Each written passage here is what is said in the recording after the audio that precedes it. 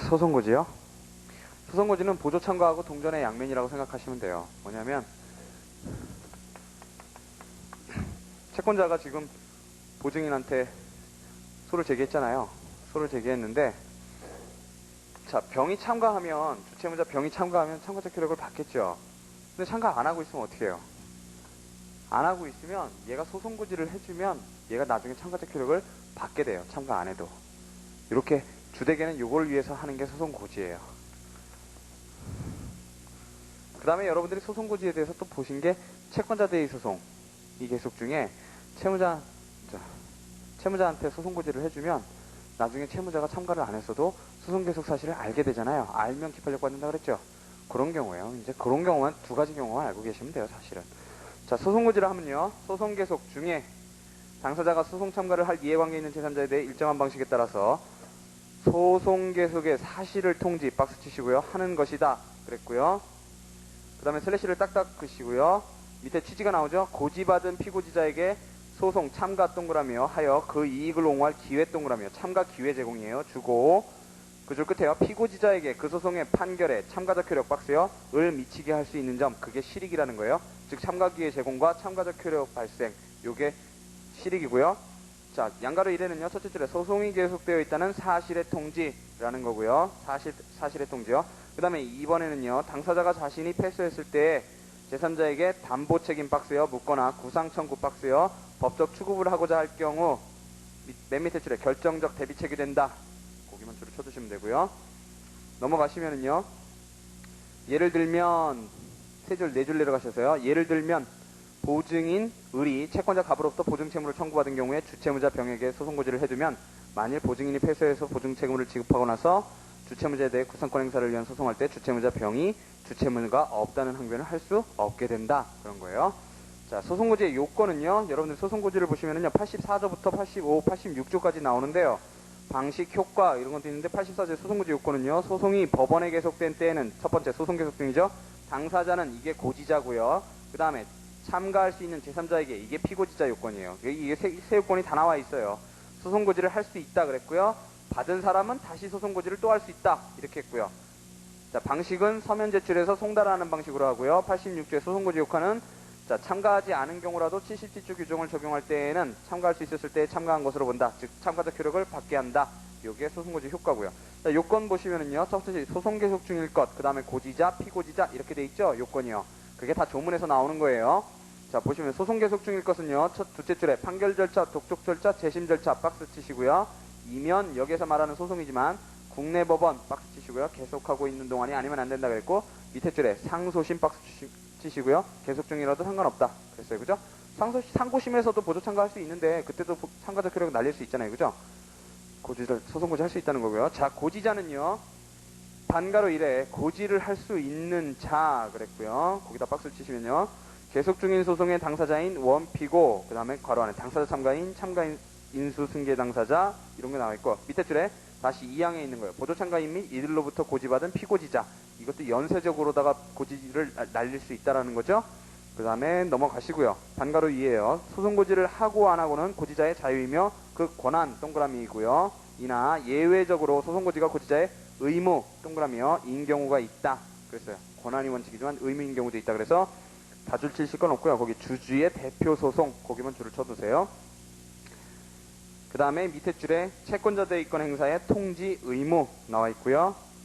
자, 이처럼요. 그 줄 끝에요. 고지가 의무인 경우에는 피고지자가 거기요. 권리기속자 내지 진정한 이해관계인 거기다 박스 쳐놓으시고요.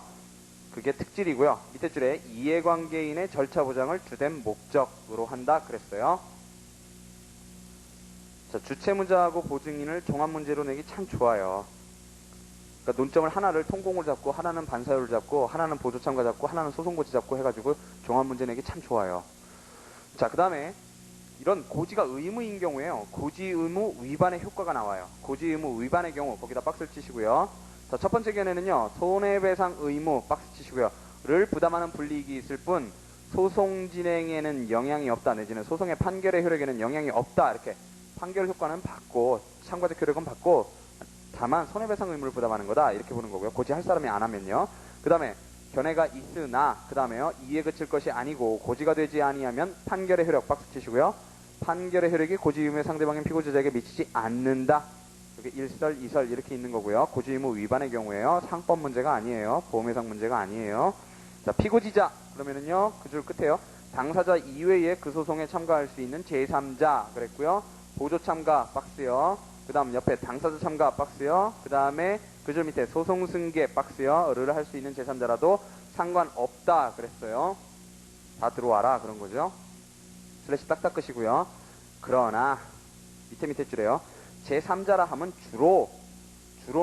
주로는 보조 참가할 이해관계인이라는 거예요.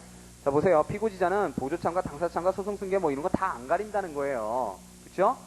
그러니까 꼭 참가자 효력에만 국한되는 건 아니에요. 보조 참가에만 국한되는 게 아니라고요. 하지만 주로는 보조 참가할 이해관계인이라는 거예요. 주로는.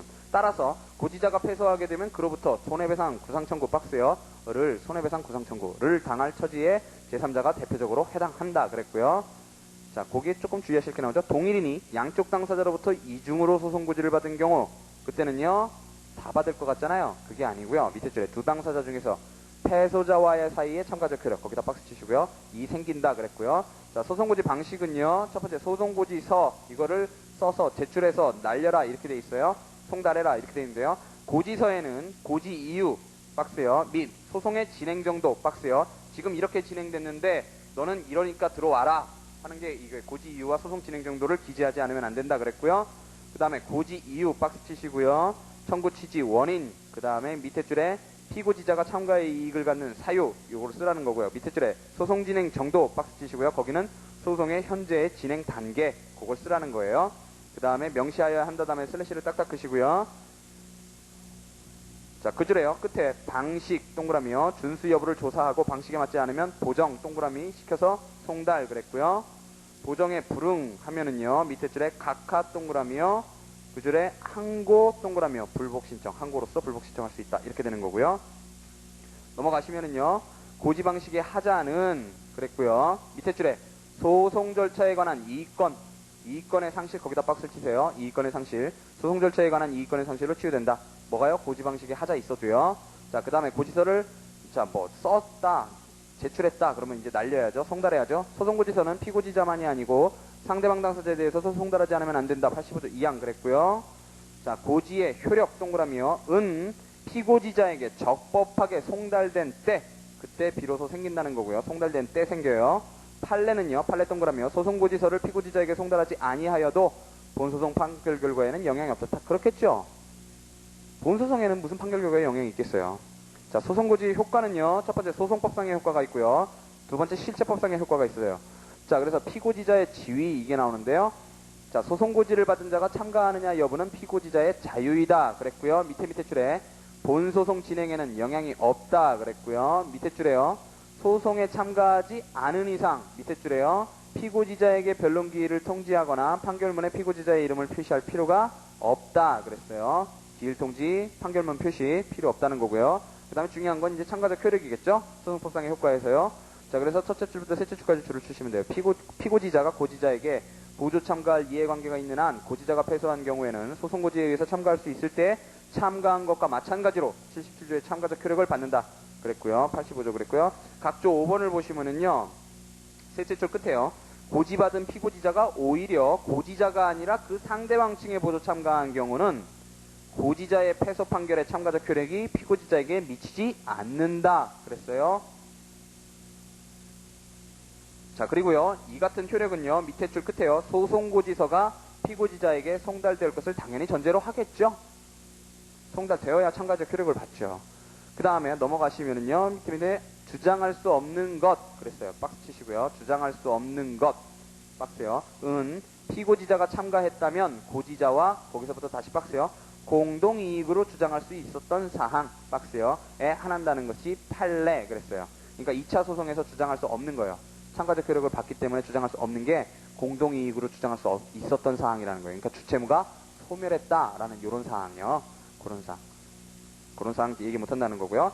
자, 그런데 이제 기판력을 확장해주는 경우도 있단 말이죠. 소송고지가요. 자, 밑에서 하나, 둘, 셋, 넷, 다섯, 여섯 줄만 거기서부터만 줄을 치시면 돼요. 그 위에는 필요 없고요. 채권자 대의 소송 박스 치시고요. 제84조 등에 의해 채무자에게 고지하여 소송 계속 사실이 알려졌으면 제3채무자가 승소 시에 기판력이 채무자에게 미치는 것으로 볼 것으로, 기판력이죠. 채무자가 신소 제기하는 것을 막을 수 있으며 판례도 같다 그랬고요. 물론 소송고지 제도는 참가자 효력을 미치게 하는데 주안을 두고 출발한 제도이지만 위와 같은 특수소송에서 활용된다면 기판력이라는 입법자 이도 외의 효력까지 피고지자에게 미치게 할 수도 있다라는 거예요. 원칙적으로는 참가자 효력이지만 기판력이 미치게 하는 경우도 있을 수 있다라고 보는 거고요. 그 다음에 실체법상의 효과는요. 다른 건 필요 없고요. 시효중단 기간 준수 그게 문제인데요. 자, 시효중단요. 밑에 줄에요. 우리 법은 단지 어음수표법상의 상환 청구권에 대해서만 시효중단 효력을 인정 그랬고요. 다만 밑에 줄에요. 적어도 민법상의 최고 박스 치시고요로서 시효중단 효과 박스 치시고요를 인정해야 한다. 밑에 판례 통설 동그라미요. 시효중단 효과는 인정한다. 그런 거고요. 넘어가시면요. 자, 이제 독립당사자 참가가 나오는데요. 자, 독립당사자 참가는요. 원칙적으로 모습이 이런 거예요. 갑이 을에 대해서 소를 제기하고 있는데 병이 당사자 참가를 하면서 갑한테도 소를 제기하고 을한테도 소를 제기하고, 즉 청구를 하는 경우예요. 갑한테도 소를 청구를 하고 을한테도 청구를 하는 경우, 요런 게 독립당사자 참가고요. 자, 독립당사자 참가는요. 병이 지 권리를 주장하면서 들어가는 경우가 있고 사회방지를 하기 위해서 들어가는 경우가 있는데, 야, 이제 뭐가 문제냐면 79조의 해석이 문제예요. 이게 이제 여러분들이 이중매매 때문에 골치 아파하시는 부분이 사실은 우리가 소송승계처럼 이것도 법문의 해석이 문제예요. 자, 보세요. 79조예요. 우리 똑같은 말이 나오죠. 소송 목적의 전부나 일부가, 또 나오죠. 소송 목적의 전부나 일부요. 가 자기의 권리라고 주장하거나, 이게 권리주장 참가고요. 내 권리라고 주장해야 돼요. 소송 목적의 전부나 일부에 대해서 내 권리라고 주장해야 돼요. 여러분들 이거 잊으시면 안 돼요. 내 권리라고 주장해야 돼요. 딴 건 아니에요. 요거를 양립 불가능성이라는 요건으로 이제 학자들이 이렇게 환치시키시지만요. 그 말하고 요 말하고는 약간의 간격이 있어요. 그것 때문에 이중매매에서 사실은 스트레스가 받아지는 거예요. 자, 나중에 보시고요. 소송 결과에 따라 권리가 침해된다고 주장하는, 이게 사회방지 참가고요. 제3자는 당사자의 양쪽 또는 한쪽을, 쌍면 참가, 편면 참가요. 상대방으로 하여 당사자 참가죠. 당사자로서 소송에 참가할 수 있다 그랬고요. 2항에 보시면요. 제1항의 경우는 67조 필수적 공동소송 및 제72조 참가 신청의, 보조 참가 신청의 방식, 즉 참가 취지, 참가 이유를 밝히라는 것의 규정을 준용한다 그랬고요. 80조에 이제 독당참에서의 탈퇴가 나오고요. 그 조문의 단서예요. 다만 판결은 탈퇴 당사자에 대해서도 효력에 미친다 이렇게 돼 있고요. 기판력 확장되는 그 규정이고요. 자, 독립당사자 참가 소송은요. 보시면은 이게 갑의 을에 대한 청구, 그 다음에 병의 갑에 대한 청구, 그 다음에 병의 을에 대한 청구, 이렇게 세 개 소송이 병합돼 있다고 볼 수도 있고요. 이게 세 개 소송 병합설이고요. 그 다음에 요 관계 자체가 소송관계, 하나의 소송관계다라고 볼 수도 있어요. 요렇게 보는 게 3면 소송설이고요. 이렇게 보는 게 3개 소송 병합설이에요. 자, 요거는 뭐 이렇게 이론적으로 뭐 큰 차이가 있느냐? 그렇지 않아요. 사실은 이 67조를 왜 준용하느냐? 요런 문제에 있어서의 사실 이론적 차이에 불과하고요. 나중에 이제 요거와 관련되는 조그만한 문제가 나오지만 사실은 이게 그렇게 어렵고 중요한 문제는 아니에요. 자, 우선요, 의의부터 보시면은요, 독립당사자 참가라 함은 타인간 소송 계속 중 참가니까요. 원피고 양쪽 또는 한쪽을 상대방으로 하여, 법조문 그대로예요. 원피고 간의 청구와 관련된 자기의 청구에 대하여 함께 심판을 구하기 위해 그 소송 절차에 참가함을 말한다 그랬고요. 그 취지는요, 밑에 줄에 소송경제 도모, 판결의 모순저촉 방지 그렇고요. 자, 구별 개념은요, 망가로 2에서 당사자 참가의 일종, 그래서요, 보조 참가와 구별되고요. 밑에 줄에 독립한 지위에서 참가, 그러니까 밑에 줄에 연합관계가 되는 공동소송 참가와 구별 이렇게 되어 있고요. 자, 밑에 양가로 3번은 보실 필요 없고요. 자, 구조에서는요, 1번 공동소송설은 무시하시고요. 자, 2번하고 3번 3개 소송병합설과 3면 소송설은 박스를 치시고요. 자, 3개 소송병합설은요, 이 교수님, 호 교수님, 김용진 교수님 이렇게 세 분 주장하시고요. 그 외 모두는 3면 소송설 주장하시고요. 우리 판례도 3면 소송설을 취하고 있다라고 평가가 돼요. 하지만 별로 실익은 없어요. 자, 3개 소송병합설은요, 같은 권리관계를 에워싼 3개의 소송 박스 치시고요. 3개의 소송. 그 다음에 밑에 줄에요. 끝에 3개의 소송관계 박스 치시고요. 가 병합된 것, 요게 3개 소송 병합설이고요.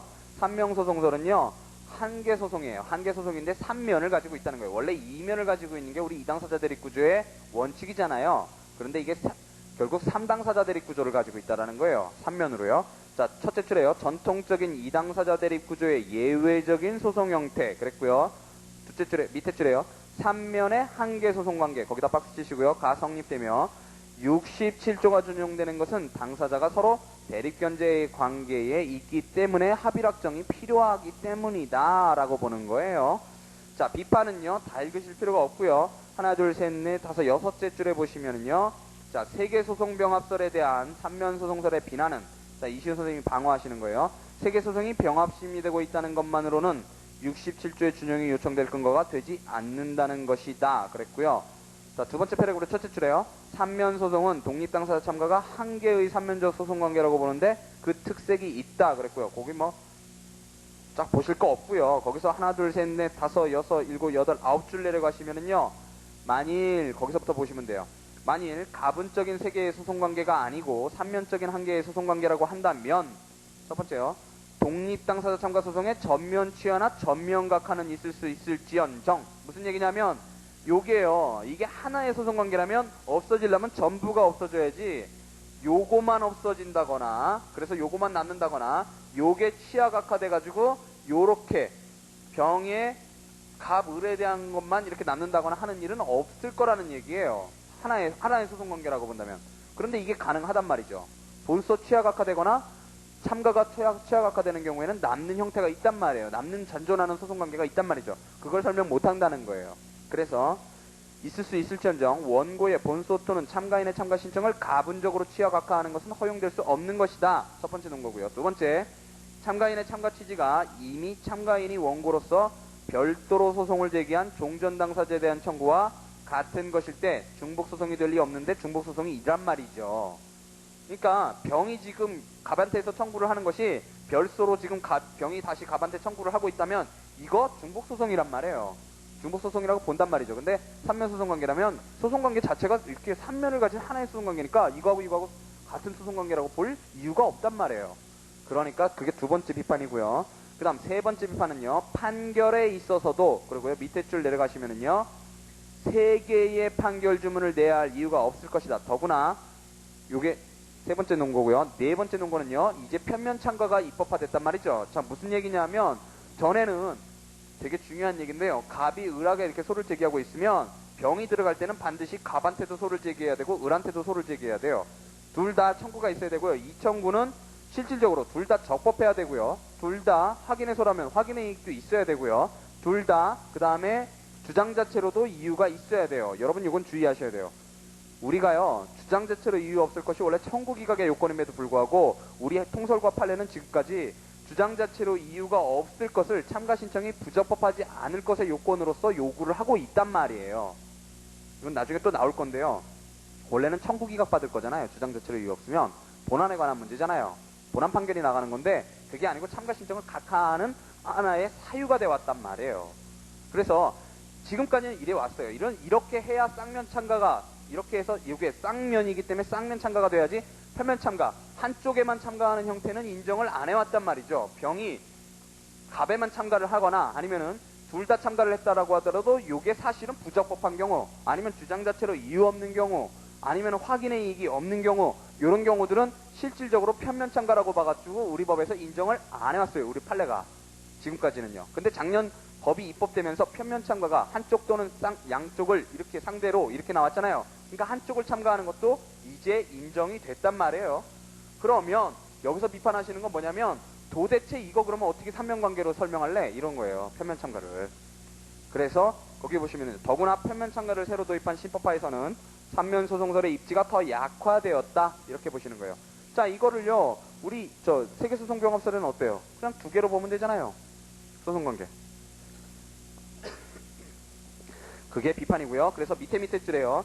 자, 그래서 67조를 왜 준용하느냐? 그거를 이제 내 나름대로 설명을 해주겠다. 이런 거예요. 소송정책상 67조를 준용하기 때문에 삼자 간의 본안 판결에 있어서 서로 모순 저촉되는 판단을 해서는 안 되는 제약의 소송 구조로 파악을 하고 싶다. 그랬어요. 그러니까 그런 구조다. 그렇게 했고요. 자, 넘어가시면 되고요. 자, 참가 요건을 보세요. 참가 요건을 보면 첫 번째 타인간 소송 계속 중 나오고요. 두 번째 아까 뭐라 그랬어요? 참가 신청 방식 준용한다 그랬죠. 72조 참가의 취지와 이유를 밝히라 그랬는데 첫 번째 왜 참가하는지 참가 이유는요. 두 가지가 있는데 내 권리를 주장하기 위해 참가한다 또는 내 권리가 침해받는 것을 방지하기 위해 참가한다. 이렇게 두 가지 참가가 형태가 있는 거고요. 그 다음에 참가 취지는요. 어디다 대고 참가하느냐 그랬을 때 이게 한쪽 참가와 양쪽 참가 이렇게 표면 참가와 쌍면 참가 이렇게 두 가지가 있다라는 거고요. 그 다음에 소외병합이니까 이제 아까 보조 참가는 당사자 참가가 아니죠. 그러니까 신소재기 실질 없단 말이에요. 근데 독립당사자 참가는 당사자 참가니까 청구를 한단 말이에요. 청구를 하면 신소재기 실질 있죠. 그러니까 청구의 병합 요건, 소의 병합 요건을 갖추라는 거가 네 번째 요건이고요. 다섯 번째로 이것도 역시 소니까 소송 요건 갖추라는 거예요. 자, 이게 요건인데요. 제일 중요한 건 참가 이유고요. 여러분들이 이제 참가 이유에서 뭐가 많이 막히시는 거죠. 자, 타인간 소송 계속 중에서 A는 소송에 관한 얘기고요. B는 사실심 변종전에 관한 얘기고요. C는 타인간에 관한 얘기예요. 타인간 소송, 그 다음에 사실심 변종전 이렇게요. 계속 중에 관한 거죠. 그러니까 반가로 그러니까 B는 계속 중 그거에 관한 요건이에요. 자, 소송이라 하면요. A에서 여기에 소송이라 함은 판결 절차 또는 이에 준할 절차를 가리킨다 그랬고요. 밑에 줄에요. 독촉 절차에 대해서는 거기 소극설도 있으나는 지워버리시고요. 이의 신청 후에는 판결 절차로 이행함으로 참가할 수 있다 그랬고요. 그까지만 줄을 쳐주시면 되고요. 자, 그 다음에 B에는요. 소송이 사실심 계속 중 거기다 박스를 치시고요. 자, 밑에 줄에요. 항소심에서도 할 수 있다 그랬고요. 자, AA에 나오는 게 이제 상고심에서 되겠는가 하는 거예요. 그래서 첫째 줄의 문제죠. 상고심의 계속 중이라도 독립당사자 참가, 신소재기 실질을 갖는 독립당사자 참가를 할 수 있는지 문제이다 그랬고요. 우리 판례는 부정설이고요. 다수설은 긍정설이에요. 자, 보시면은요. 판례와 일부 학설은 그 실질에 있어서 신소재기 성질 박스 치시고요. 을 가짐으로 법률시민 상고심에서는 참가할 수 없는 것으로 본다 그랬고요. 슬래시 그시고요.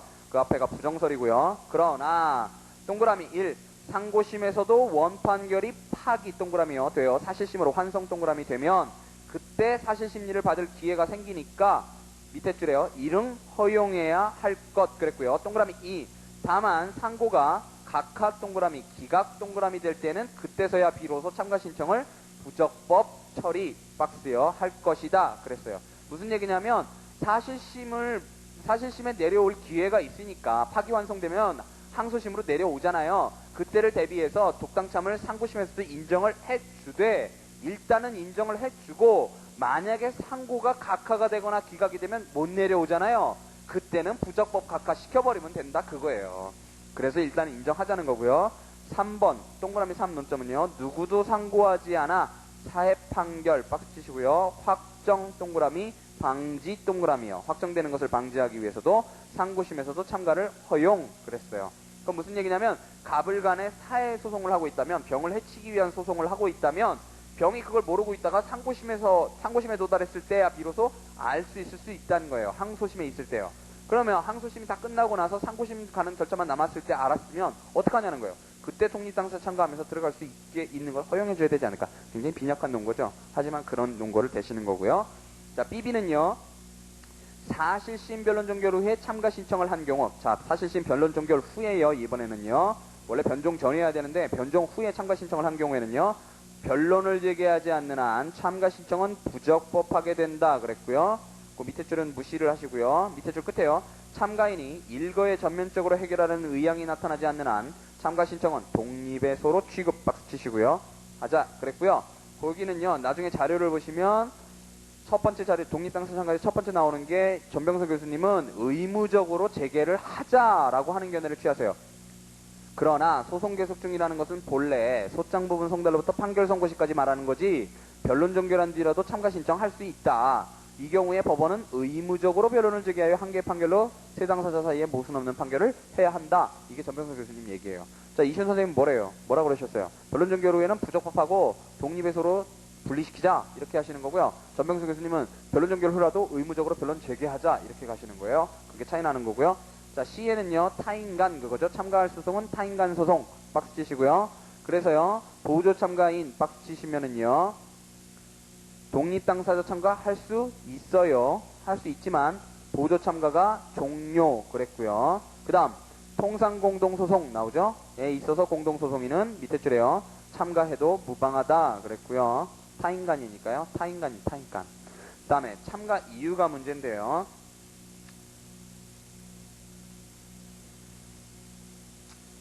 권리주장 참가를 보시면은요. 첫째 줄에 보세요. 제3자가 소송 목적의 전부 또는 일부가 자기의 권리임을 주장 박스 치시고요. 하는 경우이다 그랬고요. 참가인이 원고에 거기 박스 치세요. 본소 청구와 양립되지 않는 권리 박스 치시고요. 또는 박스 치세요. 그에 우선할 수 있는 권리를 주장할 것을 요한다 그랬고요. 보세요. 예를 보세요. 원고가 자기의 소유라고 주장하는 목적물에 대하여 참가인이 원고가 아니고 내가 소유권자다. 네가 주장하고 있는 소유권은 내 거다라고 주장하는 경우. 그 다음 원고가 주장하고 있는 채권에 대해서 참가인이 자기가 채권자라고 주장하면 네가 주장하고 있는 채권은 지금 소송 목적이 된 그 채권은 내 거다라고 주장하면 이를 확정해달라는 경우도 같다 그랬어요. 여기까지는 문제가 없고요. 그 다음에요. 반가로 2에 보시면은요. 거기 하나 둘 셋 넷 다섯 여섯 줄을 쭉 줄을 치세요. 그리고 거기는 견해 대립이 있는 것 같지만 사실은 견해 대립이 없고요. 물론 이제 김용진 교수님은 조금 따끈 얘기를 하시지만 그거는 무시를 하셔도 돼요. 그거는 뭔가 좀 착오를 일으키신 것 같아요. 자, 반가로 2번에 보시면은요. 첫째 줄부터요. 자, 본소 청구와 참가인의 청구가 주장 자체에서 양립하지 않는 관계 박스 치시고요. 있으면 그것만으로 참가가 허용되고요. 자, 참가인 적격, 승계인 적격 뭐 이런 것들은 당사자 적격 이런 것들은 주장 자체로 판단한다 그랬어요.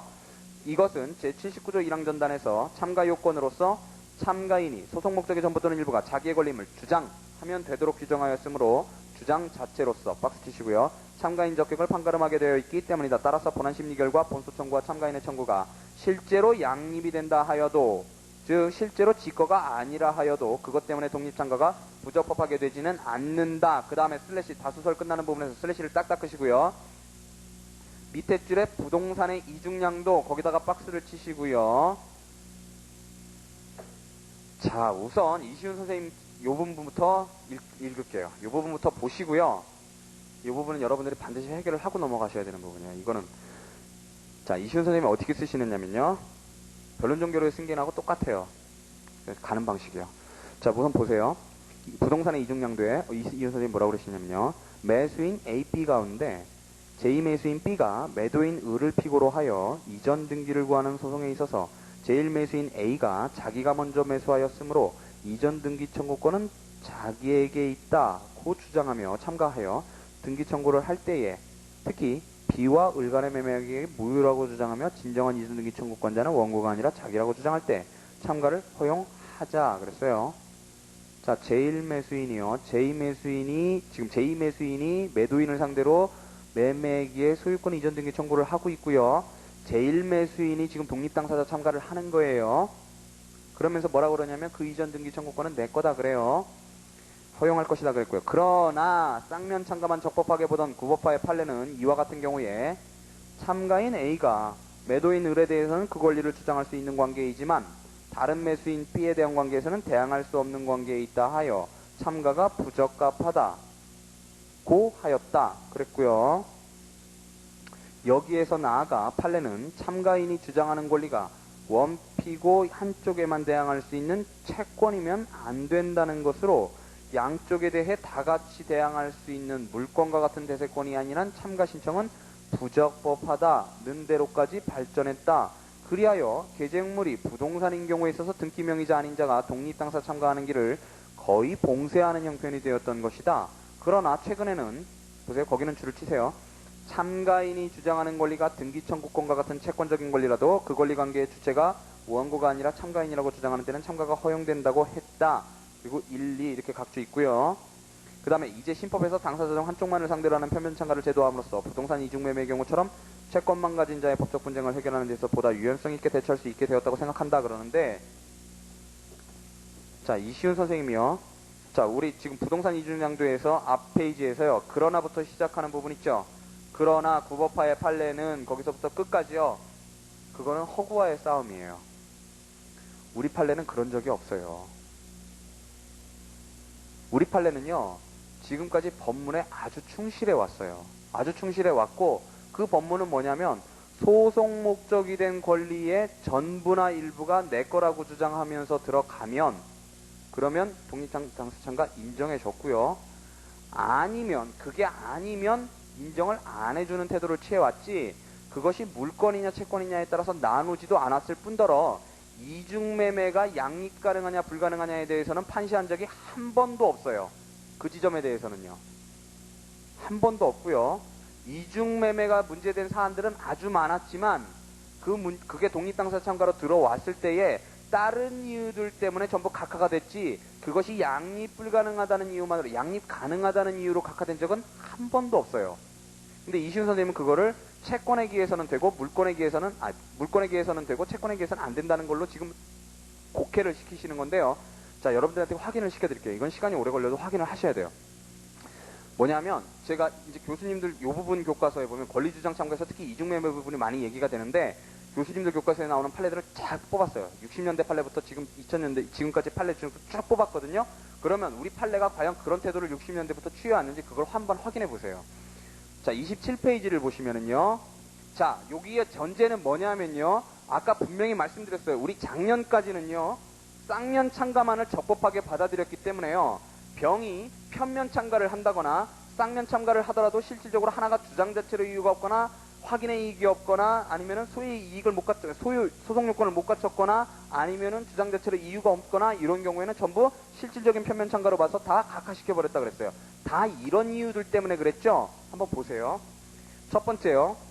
타인 간의 소유권 이전 등기 청구 소송에 같은 부동산을 먼저 매수했음을 이유로 자기에게로 이전 등기와 소유권 확인을 구하여 참가하는 것은 아직 자기 앞으로의 등기를 경유하지 못한 이상 제3자에게는 그 소유권을 대항하거나 주장할 수 없어 결국 피고에 대한 청구만이 성립될 수 있을 뿐이어서 그 참가는 부적법하다. 자, 이게 664-896 판례고요. 우선요. 653페이지에 여러분 각주 4번을 보시면은요.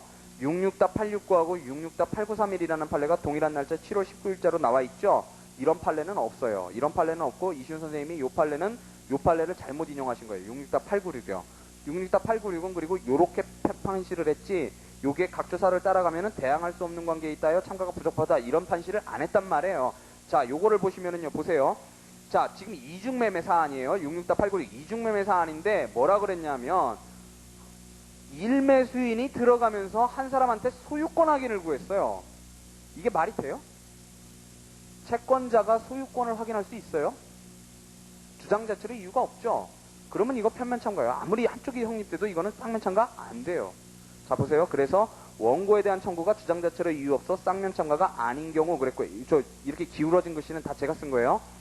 이시훈 교수님이 채권에 기해서는 안 된다는 판례라고 인용한 부분 그랬고요. 그 다음 보세요. 당사자 참가인의 그 다음 판례 재판일지 2번이요. 당사자 참가인의 주장 자체에 의하더라도 그가 주장하는 권리 취득은 이를 피고에게 대한 관계에 있어서는 주장할 수 있으나 종전 당사자 참가인과 원고에 대해서는 이를 대항할 수 없다면 소유권 확인을 구한 경우에요. 이것도. 이는 한면적 소송 관계를 하나의 판결로서 모순 없이 해결해야 한다는 독립당사자 참가 소송의 요건을 갖추지 못한 것이 아직 소유권자가 아닌데 소유권을 주장해서 소유권 확인 청구가 주장 자체로 이유 없는 경우였고요. 이것도요. 토지 분할 인도하면서 뭐 소유권 확인 이렇게 들어간 건데요. 그 다음에요. 세 번째는요. 임야에 관하여 소유권 이전 등기를 받지 못한 독립당사자 참가인이 원피고에게 소유권 확인을 구하는 참가 신청은 각하해야 한다. 등기 못 받은 사람이 소유권 확인 구했죠? 또 역시 주장 자체로 이유 없고요. 유영진 교수님은 이게 채권에 기해서는 안 된다라고 판례라고 언급을 하세요. 책에서. 그런 얘기 아니죠. 그래서 각하된 거 아니에요. 그 다음에 소유권 이전 등기 말소 등 그랬는데요. 이번에도 소유권을 주장하는 것인데요. 자, 보세요. 참가인이 원고로부터 본권 토지를 매수하여 원고에 대해 소유권 이전 등기를 청구할 수 있는 지위에 있다고 하더라도 본권 토지에 관하여 소유권 이전 등기를 경유하고 건물을 건축하여 소유하는 데에 대하여는 자기의 소유임을 주장할 위치에 있지 않죠. 참가인은 독립당사자 참가 요건을 구비하지 못하였다 그랬어요. 그러니까 매매에 기해서 소유권 이전 등기 청구를 할 수 있는 지위, 즉 채권자가 또 소유권을 주장한 거란 말이에요. 이 사안 역시. 그죠? 그러니까 왜 그러냐면 할 말이 없거든요. 들어가면서 청구를 하자니 쌍면 참가를 하자니 할 게 없으니까 그랬던 거예요. 지금까지. 자, 그 다음에요. 80-253이 보시면 원고가 피고를 상대로 매매를 원인으로 소유권 이전 등기 청구 소송 중 독립당사자 참가인이 피고로부터 동무동산을 매수하였음을 전제로 이중매매죠. 원고에 대해 원피고 사이의 매매계약에 기한 채권 채무관계의 부존재 확인 남간의 지금 매매계약의 부존재 확인이에요. 남간의 갑과 을간의 매매계약의 부존재 확인이라고요. 구하는 청구는 확인의 이익이 없어 부적법하고 따라서 독립당사자 참가 신청도 참가 요건을 구비하지 못한 것으로 부적법하다. 자, 이것도 이중매매죠. 이중매매라고 하더라도 한 청구가 확인의 이익이 없어서 각하되는 경우요. 그래서 쌍면 참가가 안 된 경우고요. 그 다음 80-36이 보시면요. 당사자 참가는 타인 간의 소송 목적의 전부 또는 일부가 자기의 권리임을 주장하거나 소송의 경우로서 인정되는 것이므로 그런 다음에 넷째 줄에요. 참가인의 주장 자체로 보아 참가인이 피고에 대해서는 승소할 수 있다고 하더라도 원고에 대해서는 승소할 수 없는 경우, 주장 자체로 보아 승소할 수 없는 경우, 이거 뭐예요? 주장 자체로 이유 없는 경우란 말이에요. 당사자 참가로서 참고요건을 구비하지 못한 것이다 그랬고요. 86-148 보시면은요, 보세요. 요건 달라요. 2번 보시면은요, 이거 채권이거든요. 한번 보세요. 뭐라고 그랬는지. 갑은 을과의 사이에 체결된 매매계약의 매수 당사자가 갑이라고 주장하면서, 자기라고 주장하면서 그 소유권 이전 등기 절차가 이행을 구하고 있고, 이에 대해서 참가인 병은요, 자기가 그 매수 당사자라고 주장하는 경우라면 병은 갑에 의해 자기의 권리 또는 법률상의 지위를 부인당하고 있는 불을 제거하기 위해서는 매수인으로서의 권리 의무가 병에게 있다는 확인해서를 제기하는 것이 유효적절한 수단이라고 보여지므로 결국 병이 을에 대하여 소유권 이전 등기 절차 이행을 구함과 동시에 갑에 대해 소유권 이전 등기 청구권 등 부존재 확인의 소를 구하는 것은 확인의 이익이 있는 적법한 것이라 할 것이다. 그랬는데 이건 뭐냐면 한 매매계약을 두고요. 그 매매계약에 기한 이전 등기 청구권이 이 매매계약 당사자가 서로 자기라고 다투는 거예요. 그러니까 여기에 기한 매매계약에 대한 이전 등기 청구권이 서로 자기 거라고 다투는 거죠. 지금 다른 매매계약이 아니에요. 동일한 매매계약 가지고 지금 다투는 거예요. 그러니까 이 권리가 내 권리라고 주장하는 경우죠. 그럼 여기서 한번 새끼로 빠져서 한번 생각을 해보세요. 갑이요, 을한테 제1매매를 했어요. 항상 이중매매가 문제예요. 병한테 제2매매를 했어요. 토지를요. 그러면 여기도 소위등 청구권이 있고요. 여기도 소위등 청구권이 있어요. 그럼 보세요. 을이요. 갑한테 매매계약에 기해서 소위등 청구를 들어가요. 근데 병이 여기다가 들어가면서 예를 들어서 여기다가 또 역시 매매에 기해서 소위등 청구를 들어가고요. 그 다음에 여기서 무슨 채권 확인이라든지 이런 거 들어갈 수 있다고 쳐요. 그럼 보세요. 자, 얘가 여기서 주장하는 소유권 이전 등기 청구권하고 여기서 주장하는 소유권 이전 등기 청구권이 같은 거예요? 다른 거죠. 다른 말로 여쭤볼게요. 소송의 목적이 된 권리의 전부나 일부가 내 거라고 주장하는 거예요? 아니죠. 여기에 문제가 있는 거예요. 여기에. 아니란 말이에요. 내 거라고 주장하는 거 아니란 말이에요. 그러니까 물론 우리 판례는 이중매매에 대해서 양립 가능하다 불가능하다는 판시를 한 적은 한 번도 없고요. 호문혁 교수님은 그래서 거기에 대해서 판례 태도는 언급을 아예 안 하세요. 긍정한다, 부정한다, 양립 불가능하다, 가능하다 이런 얘기를 안 하세요. 아예. 왜 그러냐면 판례가 없거든요. 아직. 없어요. 그렇지만 우리가 추론해보건대 안 될 거예요. 그리고 그렇다면 문제가 어디로 전환되느냐면 양립 불가능성이라는 말하고요. 소송의 목적이 된 권리 의무가 내 거라고 주장한다는 말하고는 간극이 있단 말이에요. 이런 경우는 양립 불가능하다라고 볼 수 있겠죠. 우선적 지위에 있다. 이렇게까지 확장을 하셔서 쓰시는데 이슈 선생님이요. 처음에요. 그렇게는 볼 수 있어도 이게 법문에는 충실한 해석은 아니란 말이에요. 간극이 있단 말이에요. 해석에 있어서. 그래서 문제는 어떻게 전환되느냐면 요거에 대해서 양립 불가능하다라고 평가하는 견해와 양립 가능하다라고 하는 견해의 차이, 그 차이만 있을 뿐이지 지금 저런 허구적인 싸움은 없고요. 결국은 소송 목적이 된 권리 의무의 전부나 일부가 내 거라고 주장하는 것, 그거의 해석의 문제인 거예요. 그리고 그 해석에는 원칙적으로 다툼이 없는 거란 말이에요. 다만 이것을 이 사안을 두고 양립 가능하냐 불가능하냐 이런 게 문제가 되는 거니까 결국 어떻게 되느냐면 이중매매가 아닌 다른 것들이 문제가 됐다라면 여러분들이 어떻게 쓰시면 되냐면 소송 목적이 된 권리 의무가 내 거라고 주장하는지 아니라고 주장하는 그것이 아닌지만 판단해서 원칙적으로 그 얘기를 쓰시고 사안 검토 들어가시면 돼요. 무슨 얘기인지 아시겠죠? 이중매매 사안이 아니라면. 근데 이중매매가 만약에 케이스에서 문제가 됐다면, 독당참이 문제가 됐다면 그때는 견해 대립을 써주셔야 돼요. 이걸 양립 가능하다라고. 그러니까 원칙적인 얘기는 문제점에서 다 쓰시고요. 다만 학설 대립 부분에서 양립 가능하다라고 보는 견해와 양립 가능하지 않다라고 보는 견해, 요런 견해가 대립되고 있다는 점을 써주시면 돼요. 그리고 판례 태도에 대해서는 우리 판례가 지금까지는 쌍면차가만 적법하게 보면서 이것을 이중매매가 문제된 경우에 적법하게 본 사안은 없지만 적어도 양립 가능성에 대해서는 아직까지는 판시가 없다. 이렇게 쓰셔야 된다고요. 그게 정확한 거예요, 그게. 그리고요, 그 다음 한번 보세요. 자, 이거는 그러니까 매매계약에 기한 이전 등기 청구권이 서로 내 거라고 주장하는 경우예요, 지금. 그래서 인정이 된 거예요, 우리 판례상. 인정이 된 거라고요. 그 다음 넘어가시면은요, 9.1-21145 이건 나오는데요. 요것도 한 동일한 채권을 가지고 채권이 서로 내 거다, 네 거다 가지고 싸우는 거예요. 뿌리는 같고 그 채권이 하나는 전부금으로 가고 하나는 양수금으로 가가지고 서로 채권을 서로 양도받았다라고 이 채권이 나에게 귀속한다고 지금 싸우고 있는 거예요. 그러니까 인정되겠죠. 그 채권을 지금 채무자에게 이행 청구를 하면 거기에 대해서 독립당사 참가하면서 그 채권 내 거다라고 주장하면 되겠죠. 됐어요. 인정되는 거고요. 적법하다고 한 사례 그랬죠? 됐고요. 자, 그 뒤에 것들도 다 그래요. 이건 나중에 이제 나머지 부분은 지금 시간이 없으니까 나중에 보시고요. 댁에 가셔서 꼭 읽어보세요. 그러니까 제가 드리고 싶은 말씀은 뭐냐면 여기서 이시훈 선생님이 쓰시는 거는 허구와의 싸움을 하고 계시는 거예요, 지금. 우리 판례는 이렇게 발전해 온 게 아니라는 거예요. 자, 그래서 이중매매에 대해서는요, 양립 가능하다라고, 거기다 써놓으세요. 이중매매에서 양립 가능하다라고 보는 견해는 강현준 교수님, 호 교수님, 김용진 교수님이 있고요. 양립 불가능하다고 보는 견해는요, 이 교수님, 송 교수님, 김홍규 교수님이 있어요. 양립 가능은 호, 강, 김용 이렇게 있고요. 호, 강, 김용. 그 다음에 양립 불능은 이, 송, 김홍 이렇게 있다고요. 그리고 판례는 없어요. 판례 없다고 그냥 딸랑 쓰시면 안 돼요. 적어도 이런 얘기는 써주셔야 된단 말이에요. 지금까지 이중매매에 대해서 다 결국은 쌍면참가 안 돼갖고 지금 다 각하됐던 것들이잖아요. 신청이. 그 얘기는 적어도 써주셔야 설줄 내줄은 쓰실 거 아니에요. 판례 태도에. 그죠? 그러고 나서 양립 불가능에 대해서는 판시가 없다. 이렇게 쓰시란 말이에요.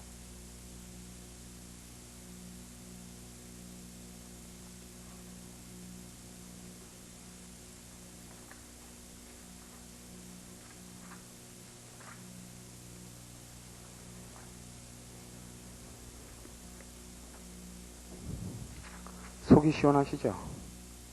이게 얼마나 스트레스 받게 하는지 여러분들 아실 거예요, 이게.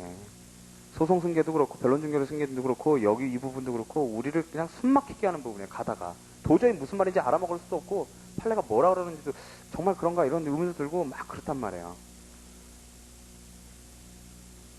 이게 사실은 물권, 채권 구분에 대한 강박적인 집착으로부터 비롯되는 거예요, 이게. 제가 그랬잖아요. 소송물 이론을 너무 미워하시는 나머지 구실제법서를 물권 채권에 대한 강박관념이 있으신 것 같아요. 자, 그 다음에 자, 이게 권리주장 참가예요. 자, 여러분들이 염두에 두셔야 될 건 항상 법문이에요. 소송 목적의 전부나 일부가 자기의 권리라고 주장. 요거예요. 권리주장 참가에서. 자, 변론중개로 승계나 소송 승계도 마찬가지죠. 그 81조 한번 보세요. 소송 목적인 권리 또는 의무의 전부나 일부를 승계했다.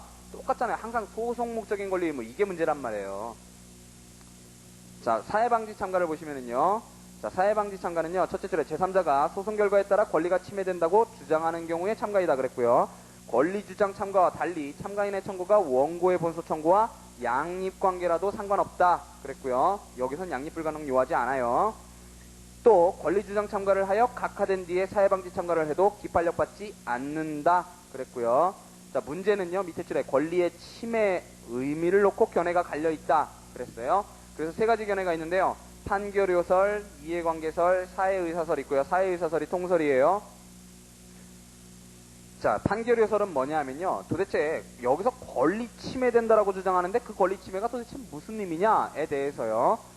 참가제도의 목적이 박스 치시고요. 사법상의 사회행위 취소권, 통정허위 표시의 무효주장과 같은 목적을 소송 과정에서도 인정한 것으로서 사회 판결의 사회 사전 방지, 거기다 박스 치시고요. 즉 참가제도의 목적이요. 사회 판결의 사전 방지에 있으니까 그 줄 끝에요. 본소 판결의 효력이 제3자에게 미칠 경우에 한정, 거기다 박스를 치세요. 본소 판결의 효력이 제3자에게 미칠 경우에 한정. 이유는요. 참가제도 목적이 사회 판결의 사전 방지에 있으니까 그 판결 때문에 결국 고통받는다면 그거를 제거할 방법을 주자 이런 거예요. 그 다음에 이해관계설은요. 본소 판결의 효력을 받을 경우에 한정할 필요가 없고, 자, 판결 요소는 너무 좁죠. 이해관계설은 또 너무 넓어요. 널리 소송의 결과로 실질상 권리침해, 거기다 박스 치시고요. 소송 결과로 실질상 권리침해를 받을 제3자는 포함 그랬고요. 그게 이해관계설이고요. 자, 사해의사설은요. 하나는 너무 넓고 하나는 너무 좁으니까 둘째 줄에요. 본소의 당사자들이 당해 소송을 통하여 참가인을 해할 의사, 즉 사해의사, 거기다 박스 치시고요. 참가인을 해할 의사, 즉 사해의사를 갖고 있다고 객관적으로 판정, 거기도 박스 치시고요. 할 수 있는 경우, 즉 사해의사를 객관적으로 판정할 수 있는 경우 그때의 참가를 허용하자. 이게 사해의사설이에요. 그러니까 판결요설, 이해관계설, 사해의사설 이렇게 있고요. 뒷판이 나오죠? 오른쪽에요. 판결요설은 동그라미요. 판결요설 밑에 줄에요. 범위를 지나치게 좁혔다. 그 다음에 그 줄 끝에요. 이해관계설 동그라미요. 밑에 줄 바로 밑에요. 보조 참가 요건과의 구별이 명확하지 않다. 그랬고요. 따라서요. 하나, 둘, 두 줄 밑에서 끝에, 두 줄 밑에 끝에요. 사회의 주관적 의도의 직접적인 탐구는 개개의 구체적 사정에 의해 결정. 그랬고요. 밑에 줄에 사회의사설이 현재 다수설이다. 그랬고요. 결국 사회의사설로 간다는 거고요. 그 다음에 슬래시 딱딱 크시면 판례가 나오죠? 판례 동그라미 하시고요. 각 줄을 한번 먼저 보세요. 사회의사를 갖고 있다고 객관적으로 인정되고, 첫 번째요. 사회의사를 갖고 있다고 객관적으로 인정. 두 번째로요.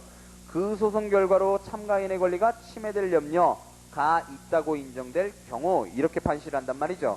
완전히 사회의사설과 똑같지는 않고요. 뒤에 뭐가 붙죠? 그래서 판례 동그라미 치시고요. 는 사회의사와 권리침해 염려 박스 치시고요. 사회의사와 권리침해, 이게 키워드예요. 를 요구하였으나 사회의사가 인정되면 권리침해 염려가 추정된다라고 봐야지 않을까 하시는 거예요. 그래서 판례 입장이 사회의사설과는 큰 거리가 있다고 보기 어렵다, 그렇게 보시는 거예요. 이슈 선생님이요. 자, 그 다음에 이제 참가 취지는요. 자, 옛날에는 쌍면 참가만 됐지만 지금은 편면 참가도 된다 그랬어요. 그러니까 지금 별로 문제될 게 없어요. 그래서 자, 첫째 줄에요. 쌍면 참가는요. 원피고 양쪽에 대해 각기 자기 청구를 하는 것이 원칙이다. 이를 쌍면 참가 그랬고요. 밑에 줄에 동일 취지일 수도 있고, 그 줄 끝에요. 취지를 달리할 수도 있다 그랬어요. 그러니까 취지를 같다는 거는 참가인이 원피고 쌍방에 다 같이 소유권 확인을 구하는 경우, 이런 거는 참가 취지가 같잖아요. 취지가 그렇게 같을 수도 있고 다를 수도 있다, 그런 얘기 하는 거고요. 편면 참가는요. 거기 국법 시대의 판례가 쭉 나와요. 이거는 이해만 하시고 암기하실 필요는 없어요. 그러니까 뭐냐면 옛날에는요. 한번 보세요. 동그라미 이래. 편면 참가, 즉 원피고 중에 한쪽에 대해서만 청구하고 다른 쪽에 대해 청구하지 않는 경우. 두 번째, 참가인이 피고에 대해서만 청구를 하고 원고에 대해서는 원고 청구 기각만 구하는 경우. 세 번째로, 종전 당사자 중 양쪽에 대해서 청구했지만 그 한쪽에 대한 청구는 다툼이 없어 소외 이익이 없는 경우 모두 부적법한 참가라고 보았다. 이렇게 봤다라는 거예요. 전에 다 이렇게 봤다는 거고요. 넘어가시면은요. 다 옛날 얘기들이니까 보실 필요가 없고요. 그 다음 페이지 하나, 둘, 셋, 넷, 다섯, 여섯째 줄에 신법 79조는 하는 부분 있죠. 판례 입장과 달리 이러한 다수설의 입장을 받아들여 편면 참가라도 쌍면 참가에 준하여 참가 가능할 수 있도록 입법화했다. 이것만 줄 치시면 되고요. 그 다음에 반가로 2번에는요. 둘째 줄 끝에요. 편면 참가는 보세요.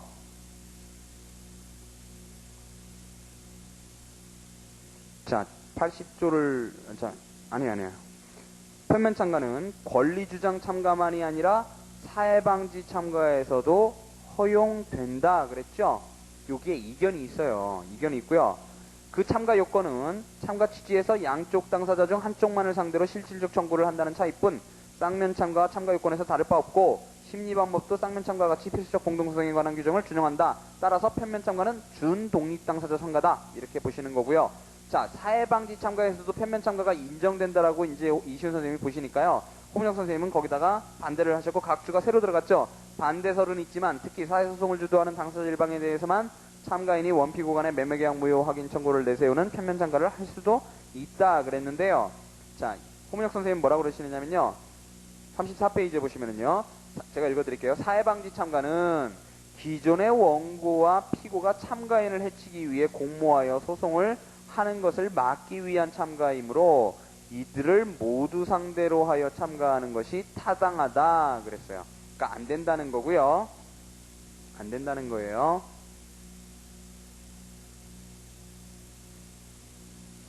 자, 보시면은요. 그다음 그건 별로 중요한 거 아니고요. 그 다음에 소의 병합 요건 보시면은요. 첫째로, 둘째 줄에요. 참가인의 청구가 본소 청구와 같은 종류의 소송 절차. 동종이죠. 심판될 청구에 의해야 한다 그랬고요. 밑에 줄에 둘째로 참가인의 청구가 본소 청구와 다른 법원의 전속 관할에 속하여서는 안 된다. 뭐예요? 관이죠. 동관이에요. 동관이요. 그 다음에 소송 요건은요. 자, 참가 요건을 갖춰야 될 뿐만 아니라 소송 요건도, 일반적인 소송 요건도 갖춰야 된단 말이죠. 그래서 첫째 줄에요. 실질적으로 신소의 제기 박스 치시고요. 무슨 얘기 나올지 아시겠죠? 때문에 일반 소송 요건도 갖춰야 한다 그랬고요. 슬래시 딱 닦으시고요. 거기 문제가 나오는데요. 참가인이 참가에 의해 주장하는 청구에 대하여 이미 본소의 당사자 양쪽 또는 한쪽을 상대로 별소를 제기했을 때 참가 신청이 중복소송에 해당하느냐 문제가 있죠? 해당하겠죠? 그 줄 끝에요. 이를 허용하면 재판의 모순 저촉을 피할 수 없으며 일종의 소권의 남용으로 해석되므로 중복소송으로 봄이 타당하다 그랬고요. 여기에 이제 덧붙는 얘기가 아까 제가 주장 자체로 이유 없는 경우는 이거 청구 기각이지 이게 신청각하가 나갈 문제가 아니라 그랬잖아요. 그런 얘기가 이제 호문혁 선생님 소송 요건 부분에 보면 그 얘기가 덧붙여져 있어요. 그리고 그게 우리 자료에 있고요. 좀 전에 봤던 그 사회방지청구에서 표면청구 허브 밑에 바로 그 해놨어요. 그건 나중에 보충을 하시고요. 그러니까 자료집 34페이지에 있어요. 그 다음 참가 절차를 보시면은요. 첫 번째 참가 신청 이렇게 돼 있죠. 두 번째 중첩적 참가와 사면 소송 이렇게 돼 있고요. 자 보시면은요. 우선 참가 신청은요. 방가로 이래 참가 신청 방식은 보조 참가 신청에 준한다. 79조 2항 그랬어요. 아까 준용한다 그랬고요. 따라서 밑에 줄에요. 참가 취지와 이유 명시하고요. 그 다음 본소가 계속된 법원의 신청 그랬어요. 자 그 다음에요. 밑에 줄에 끝에요. 두 번째 패러그래프 끝에요. 신소의 제기 박스 치시고요. 밑에 줄에요. 반드시 서면 의할 것 그랬고요. 그 다음 밑에 줄에요. 자기 청구에 대해 청구의 취지와 원인 박스 치시고요. 그러니까 참가 취지와 참가 원인은 뭐예요? 내가 어디에 참가한다. 참가 이유는요. 내가 어디에 참가한다, 왜 참가한다 이런 거잖아요. 그럼 그거 말고도 내가 지금 청구를 하고 있으니까 그 청구 취지와 청구 원인은 또 써야 될 거 아니에요. 그죠? 그걸 헷갈리시면 안 돼요. 청구 취지와 청구 원인 또 들어간단 말이에요. 소리제기니까. 그래서 청구 취지와 원인 밝히라고 그랬고요. 밑에 줄에요. 종전 당사자의 대리인은 참가인의 대리인을 겸할 수 없다. 그리고 쌍방 대리 금지죠. 그 다음에 밑에 줄에 인지 그랬고요. 밑에 줄에 상소제기와 동시에 참가 신청. 이것도 보조 참가 준용하는 거죠. 여러 가지 그러니까 쭉 나오는 거예요. 그 다음에 그 줄 끝에요. 판례는 독립 당사자 참가를 하면서 예비적으로 보조 참가를 하는 것은 부적법하다. 아까 보신 판례죠. 자, 그 다음에요. 역시 또 신소제기이기 때문에 자, 반가로 2예요. 중간에 실질적인 소외제기. 또 거기다 박스를 치시면요. 이므로 종전 당사자는 참가 2 동그라미요. 할 수 없으며 소제기에 2 못하잖아요. 그죠? 그 줄 끝에요. 시효 중단 기간 전수 박스 치시고요. 왜 효력을 낳는다. 소제기니까요. 그 다음 밑에 줄 끝에요. 종전 당사자는 참가인을 상대로 반소 동그라미요를 제기할 수 있다. 이런 거고요. 반소, 실질적 소제기, 2, 시효 중단 기간 전수, 반소 이런 거고요. 자, 중첩적 참가와 사면 소송 그랬는데요. 자, 뭐냐면 갑이요. 을에 대해서 소를 제기하고 있는데 병이요. 갑에 대해서도 들어가고 을에 대해서도 들어갔어요. 참가를 들어갔는데 이번에 정이라는 놈이요. 갑에 대해서도 참가하고 을에 대해서 참가하고 요게 바로 중첩적 참가예요. 참가가 중첩돼 있다 그래서 중첩적 참가고요. 요게요. 만약에 정이요. 병에게까지 청구를 하면은요. 요게 바로 사면 참가예요. 자, 이시훈 선생님은요. 어떻게 쓰고 있냐면 우리 학설 판례는 중첩적 중첩적 참가에 대해서는 다 긍정을 해요. 이렇게 중첩 참가하는 거에 대해서는요. 하지만 우리 판례는 이시훈 선생님 뭐라고 쓰시냐면 우리 판례는 이 사면 참가에 대해서는 부정한다 이렇게 쓰시거든요. 근데 요 판례가 두 개가 있어요. 옛날 판례들이 두 개가 있는데 그걸 보시고 사면 참가는 인정을 안 하신다 그러는데 요 판례는 그런 판례가 아니에요. 요 판례는 무슨 판례냐면 얘가 아예 청구를 안 한 판례예요. 청구를 안 한 판례인데 하나는 청구를 안 했는데도 얘에 대해서 판결 주문을 낸 판례고요. 또 하나 판례는 요렇게 청구를 안 했을 때는 판단할 필요 없다. 이렇게 판시한 판례예요. 그러니까 청구를 했는데 부정한 게 아니라요. 요런 참가 못한다. 이렇게 부정을 한 게 아니라 이시훈 선생님은 그렇게 쓰고 계시는데 그런 판례가 아니라 청구가 없었던 경우라고요. 아예. 그러니까 자 보세요. 중첩적 참가 사면소 소송 보시면은요, 판례 동그라미요는 일단 독립참가가 있은 뒤 다시 또 다른 제3자가 본소 당사자를 상대로 참가하는 중첩적 독립참가 신청을 하여 그 취지가 권리자는 제2참가인이고 원피고 제1참가인 모두 아니라는 것으로 볼 수 있는 경우인데도 참가인 간에는 아무런 소송관계가 성립될 수 없다 하여 제2참가인과 제1참가인 간에 어떠한 판결을 할 수 없다 이렇게 하고 있단 말이죠. 그렇지만 이제 이순 선생님은 당연히 긍정하자 그러세요. 그래서 거기서 4줄 내려오시면은요, 3줄 내려오시면 끝에요. 제2참가인과 제1참가인 간의 소송관계 성립을 전제로 한 사면소송이 허용되지 않는다면 원피고와 제1참가인 간의 합의 확정 결과와 원피고와 제2참가인 간의 그것과의 내용이 서로 모순 접촉될 수 있다. 그러니까 인정하자는 거고요. 그래서 밑에 줄 보시면은요, 중간에 제2참가인이 제1참가인까지 끌어넣어 사자 간의 일거의 모순 없이 분쟁을 해결하는 사면소송을 막을 이유는 없다. 이렇게 쓰셨단 말이죠. 자, 자료를 보시면은요, 중첩적 참가준 다면소송에 관한 판례 입장 그래가지고요, 34페이지에 자, 우선 거기 판례가 2개가 있는데요. 6.29하고 4290 민상 308 311 이렇게 2개가 있단 말이죠. 하나는 국법시대고 하나는 신법 바로 들어오자마자 시대란 말이에요. 자, 우선 거기 6.29가 두 번째 칸에 있죠. 죄송합니다. 같은 본소의 당사자를 상대로 여러 사람이 순차로 각각 독립 당사자 참가를 하고 참가인 사이에 아무런 청구도 없는 때에는 참가인 대 참가인과 소송 당사자 간에 반드시 합의적 판결을 할 필요는 없다. 자, 사면소송 안 된다는 판례 아니죠? 아니에요. 그 다음에요. 그 안에 이제 호문영 선생님 문장을 보세요. 판례는 제2의 참가인이 본소송의 원피고를 상대로만 청구를 하고 제1참가인에게는 아무런 청구를 하지 않으면 제1참가인과 제2참가인 사이에는 아무런 소송관계가 성립하지 않는다고 한다. 4290 민선 358 311 똑같은 판례 2개죠. 제2참가인이 제1참가인에게 청구를 했으면 그들 사이에서도 소송관계가 성립하지만 아무런 청구도 하지 않은 경우에는 죄송합니다. 소송관계가 성립하지 않는다는 것은 당연하다. 판례가 3면 소송을 넘는 다면 소송은 허용하지 않고 있다거나 참가인 사이에서의 청구를 허용하지 않는다거나 제2참가인의 제1참가인에 대한 청구는 부적법 각하해야 한다고 본다는 등으로 판례를 소개하는 수가 있으나 이는 정확하지 않다. 특히 4290 급판결은 참가인들 사이에 아무런 청구가 없는데도 불구하고 법원이 참가인들 사이에서 소유권 이전 등기 절차를 명한 것은 잘못이라고 했는데 이는 처분권주의에 충실한 당연한 판결인 것이다. 이렇게 됐단 말이죠. 요거를 알고 계시고요. 자, 그 다음에 참가소송의 심판 나오는데 자, 이게 결국 요자진 당판이고요. 자, 보세요. 처음에 양가로 1에 있는 게 참가요건과 소송요건 이렇게 나오고요. 이게 요고요. 그 다음에 2에 본안심판이 있는데 A의 본안심리 중에 자, 소송자가 나오죠. 자, 그 다음에 밑에 2에 소송진이 나오죠. 요자진이 있고요. 그 다음에 B에 판이 있죠. 당은 어디 있냐면 바로 그 밑에 판결에 대한 상소한 부분에 반가로 1부분 있죠. 자, 그 부분 그게 이제 분류 확정되느냐 2심되느냐 그 문제고 반가로 2에 보시면 둘째로 패소하고도 상소하지 않은 당사자의 패소 부분도 2심 된다면 그의 상소심에서의 지위는 어떠고 어떻게 표시할 것이냐 이게 당이에요. 똑같죠? 구조 똑같아요. 좀 더 자세하게 썼을 뿐이에요. 필궁이나 뭐 예성공동보다요. 예선은 아예 안 썼고요. 이시훈 선생님이요. 강현중 교수님만 쓰고 계시다 그랬어요. 자, 참가요건과 소송요건의 조사는요. 첫 번째요. 자, 이제 참가요건도 있고 소송요건도 있단 말이죠. 그래서 첫 번째 방가로 1에는요. 먼저 참가요건 박스 치시고요. 방가로 1이 참가요건 얘기고 방가로 2가 소송요건 얘기예요. 참가요건을 직권조사 그랬고요. 밑에 줄에 참가요건에 흠이 있을 때에는 참가 신청은 부적법하게 된다 그랬고요. 여기서 학설이 나뉘는데요. 판례는 동그라미요. 판례 각하설 박스 치시고요. 다만 판례는 부적법하다고 할 때 보조참가로 전환시킬 수 있다고 했다. 이렇게 하시고요. 요게 각하설이고요. 우리 판례 태도고요. 자, 각주 4번을 보시면은요. 참가인이 피고의 소유권 확인, 원고의 원고 청구, 기각 청구 했다가 피고에 대한 청구를 취한 다음에 원고 청구, 기각 청구만 남은 단계에서 참가 신청을 유지하겠다는 당사자 진술을 피고에 대한 보조 참고로 전환시켜서 봤다라는 거고요. 청구 기각 망고했잖아요. 그것만 남아있단 말이에요. 자, 생각컨대 부분부터 분리심판설이에요.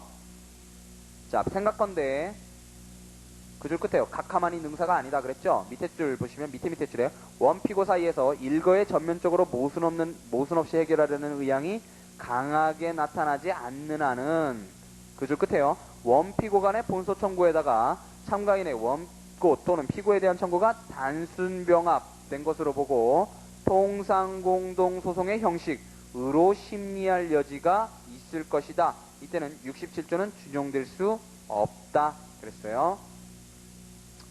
자, 그런 견해고요. 그 다음에요. 반가로 2 보시면은요. 소송요건 박스 치시고요. 역시 직권조사상 줄 치시고요. 밑에 줄에 판결로서 참가 신청 각하 그랬어요. 흠결 있을 때요. 자, 그 다음에 본안심판은요. 첫째 줄에요. 원피고 참가인 3자 간의 동일 권리 관계 그랬고요.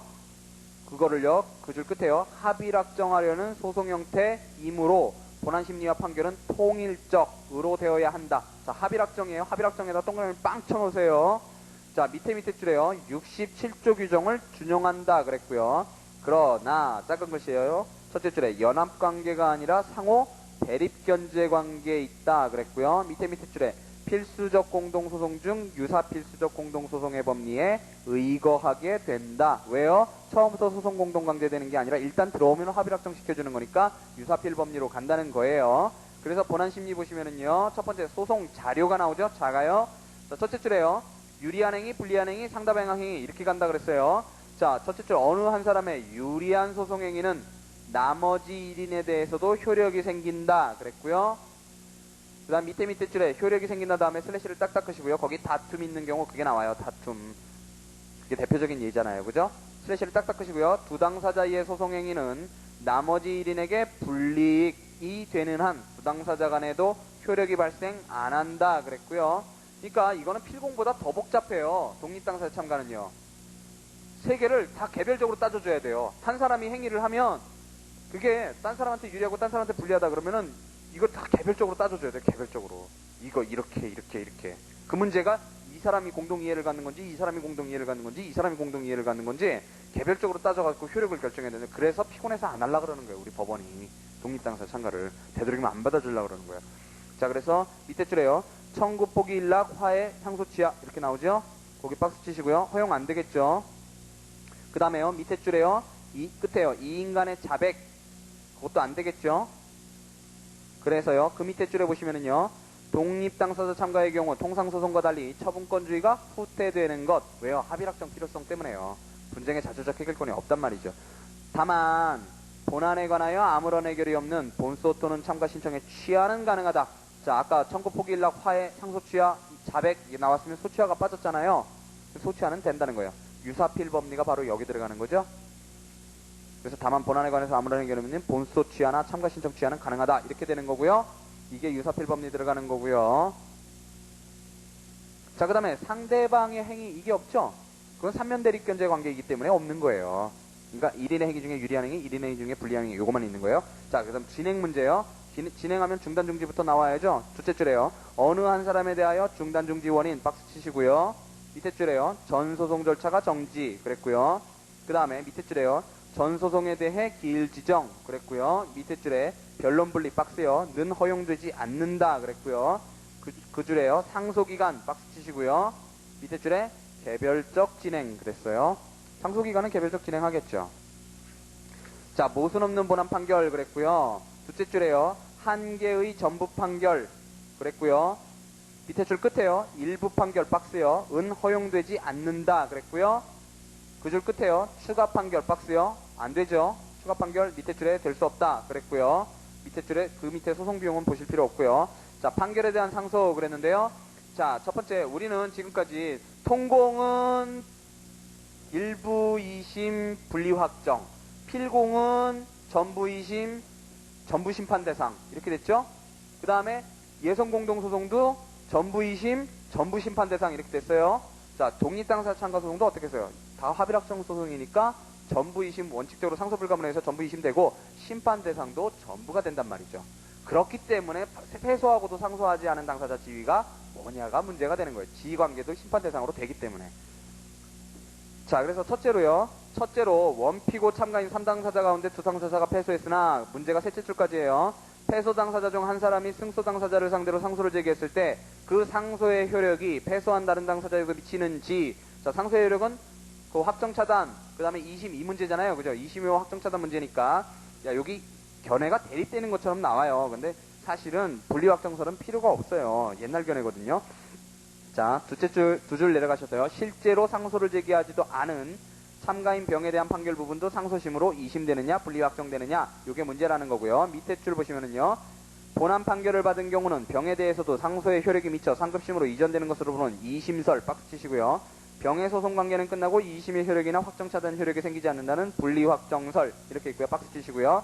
자, 분리 확정설이 있다고 그러는데 각주를 보시면은요. 옛날 이영섭 교수님이죠. 그죠? 그 다음에 거기 뭐 제한적 2심설 해갖고 저 이재성이라는 분이 나오고요. 그 다음에 뭐 다른 분 나오는데 이런 거 보실 필요 없고 결국은 뭐냐면 분리 확정설은 보실 필요 없고 그죠? 2심설만 생각하시면 돼요. 2심설만. 전부 2심 된다. 그리고 전부 심판 된상 된다. 이렇게 보시면 되고요. 자, 생각컨대요. 그 줄 끝에요. 본안에 관하여 합의확정 그랬고요. 본안에 관하여 합의확정을 목적으로 하는 것인 만큼 그랬고요. 넘어가시면은요. 661에 첫 줄에요. 함께 확정되지 않고 먼저 일부만 확정된다면 그 부분과 나머지 뒤에 상소심에서 확정될 부분 사이에서 판결 내용상의 모순을 피할 수 없게 되기 때문이라는 거예요. 그러니까 모순적 확지를 위해서 같이 올려줘야 된다라는 거고요. 그래서 밑에 줄에요. 변론 분리 끝에 일부 판결 상태에서 물러서는 것은 곤란하다 그랬어요. 그래서 밑에 줄에요. 통설 판례인 2심설이 옳다. 거기다가 빵스를 쳐놓으시고요. 통설 판례인 2심설이 옳다. 그게 결론이고요. 자, 둘째로요. 패소하고도 상소하지 않은 당사자의 패소 부분도 2심이 된다면 그리고 심판의 대상이 된다면 그의 상소심에서의 지위는 어떠하고 어떻게 표시할 것이냐 이렇게 나오죠. 자, 보세요. 상소인설, 피상소인설. 자, 상소인설은 어때요? 67조 1항을 준용하죠. 그거 뭐냐면 상대방의 행위 중에 유리한 행위, 그것은 같이 효력이 있다는 거잖아요. 그러니까 67조 1항을 준용해서 내가 상소했으면 쟤도 상소인이다. 이런 게 상소인설이고요. 피상소인설은 상대방으로서, 상대방의 행위로서 보는 거예요. 상대방의 행위로서. 그래서 피상소인이라고 보는 거고 상대적 이중지위설 그랬는데요. 승소자에 대해서는 상소인, 상소를 제기한 피해소자에 대해서는 피상소인 이런 특수지이다 이렇게 보는 거고요. 자, 통설 판례는요. 상소인도 아니고 피상소인도 아닌 단순한 상소심 당사자 거기만 박스를 쳐놓으세요. 다른 학설은 무시해버리시고요. 자, 보세요. 방가로 1, 그 각주 1이 누구예요? 상소인설이 옛날 634-734 옛날 판례죠. 그 다음에 피상소인설은 옛날 이영석 교수님하고 지금 뭐 김상원 교수님이 있긴 했는데 요거는 그냥 무시를 하시고요. 상대적 이중지위설 그래가지고 거기서 김홍규 교수님 이렇게 있는데 이런 것들 다 무시하시고 그냥 상소심 당사자설 요거만 외우시라고요. 요거만. 예? 요 걔네들이 그냥 간단하게 이름만 언급하셔도 돼요. 쓰실 때. 그러니까 그 내용을 막 쓰시려고 노력하실 필요 없단 말이에요. 우선 통설 판례가 지금 단순한 상소심 당사자설이니까. 그래서 밑에 줄에요. 스스로 비판이 나오죠. 상소를 제기하지 않은 자를 상소인으로 간주하는 것은 부자연스럽다. 상소인설 비판이고요. 밑에 줄에요. 상소를 제기당하지 않은 자가 피상소인으로 된다는 것도 기이하다. 피상소인설 비판이요. 밑에 줄에요. 상소인인 동시에 피상소인이라는 것은 지나친 기교적 이론 구성이다. 이중지위설 비판이요. 따라서 상소를 제기하지도 당하지도 않았지만 합의확정의 요청 때문에 불가피하게 상소심에 관여해야만 하는 아까 보셨죠? 이런 문장이요. 필수적 공동성에서 보셨어요. 단순한 상소심 당사자 박스 치시고요. 로 보는 것이 타당하다 그랬고요. 자, 밑에 줄에요. 그의 지위는 상소 유지의 주도권을 잃는 대신 지가 상소 안 했으니까요. 상소인 또는 피상소인으로서 의무를 부담하지 않는 특수 지위다 그랬어요. 그게 단순한 상소심 당사자의 내용이고요. 자, 그래서 그 구체적 지위가 나오는데 아까도 이게 나왔었죠. 인지, 비용 뭐 이런 거 나왔었잖아요. 다 보실 필요 없고요. 점 3에 상소심의 심판 범위도 실제로 상소를 제기한 당사자의 불복 범위에 국한된다. 각주에 보시면은요. 항소하지 않은 당사자에 대한 항소심의 판결 결과가 원심 판결보다 불리한 바 없으면 불복 선고가 허용되지 않는다 그랬어요. 자, 요게 바로 객관적으로는 불변금이 배제 안 된다라는 의미예요.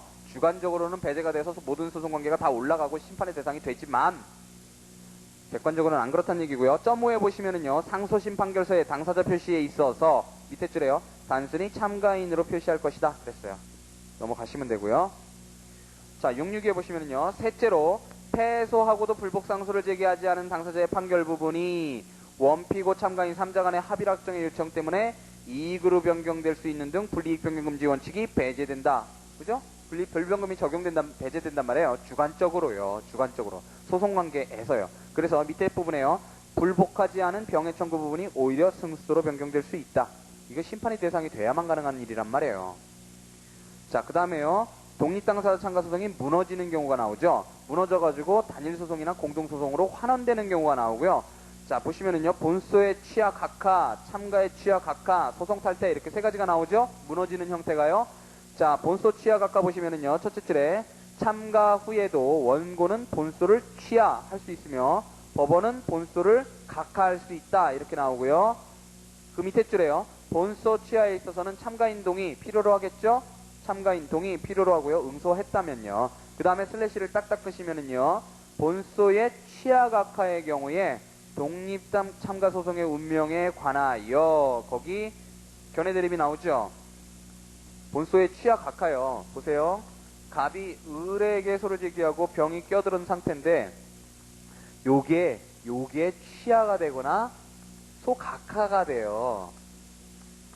그러면 자, 우리 3개 소송병합설에 의하면 어떻게 될까요?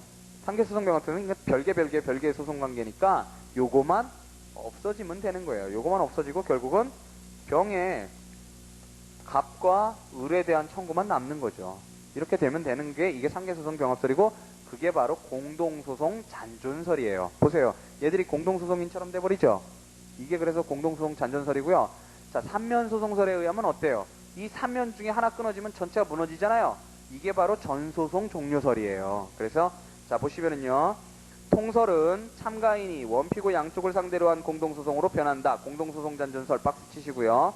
밑에 줄에요. 애초에 소송 목적을 상실하게 되므로 3면 소송은 끝이 난다. 밑에 줄에요. 전소송 종료설 박스 치시고요. 그렇게 견해가 대립되고요. 자, 본소의 계속을 조건으로 한 참가 신청이라는 특별한 사정이 없는 한 그 줄 끝에요. 일반 공동소송으로 남는다. 이게 검토고요. 밑에 줄에 판례 박스 치시고요. 또 같다 그랬어요. 판례도 공동소송 잔존설이라고 하는 거예요. 자, 그 다음에 슬래시 딱딱 끄시고요. 다만 편면 참가에서 본소가 소멸하면 참가인과 원고 혹은 참가인과 피고 사이에 단일 소송으로 당연히 남겠죠. 짝대기가 하나뿐이잖아요. 그죠? 원래가 짝대기 하나란 말이에요. 자, 그 다음에요. 참가가 그럼 취하각하 되는 경우 이걸 보시면은요. 첫째 줄에 소취하에 준하여 참가 신청을 취하할 수 있다 그랬고요. 그 줄 끝에요. 양쪽의 동의를 필요로 한다. 그렇겠죠? 양면 참가, 쌍면 참가의 경우에요. 양쪽 동의 필요로 하겠죠. 그 다음에 슬래시를 그시고요. 취하한 뒤에는요. 원피고 간의 본소만이 남겠죠. 밑에 짝대기는 다 없어지고 위에 짝대기만 남는단 말이에요. 다만 밑에 줄에요. 쌍면 참가했다가 당사자 한쪽에 대해서만 참가 신청 취하하면 편면 참가가 되겠죠. 짝대기 두 개 중에 하나 없애면. 그죠? 슬래시 딱딱 끄시고요. 참가가 각하된 경우에도 본소만이 남겠죠. 당연한 얘기들이에요. 그러니까 경우를 나눠서 쓴 거고요. 그 다음에 맨 밑에요. 취하 각하되어 본소로 환원된 경우에 참가인이 제출한 증거 방법은 당사자가 원용하지 않는 한 효력이 없다 그랬어요. 왜요? 참가가 소급적으로 소멸되니까요. 자, 6번에요. 따라서 증거 판단을 요하지 않는다 그랬고요. 참가가 각하됨이 마땅한 이상 참가인 제출의 증거에 대해 판단을 요하지 않는다 그랬고요. 자, 거기 반대 판례라고 714-309-310 나오는데 그거는 무시를 하세요. 그거는 그런 판례가 반대 판례가 아니고요. 이미 증거조사를 마친 경우에는 증거 사용에도 무방하다 그런 건데 정확히 반대되는 그런 판례는 아니란 말이에요. 그러니까 반대라는 말은 무시를 하시고요. 자, 그 다음에 663페이지의 세 줄은 무시를 하시고요. 자, 소송 탈퇴를 보세요. 소송 탈퇴 80조 그랬는데 80조에 보시면은요. 아까 보셨죠? 자, 79조의 규정에 따라 자기의 권리를 주장하기 위해 소송에 참가한 사람이 있는 경우 그랬어요. 여기서 문제되는 건 뭐냐면요.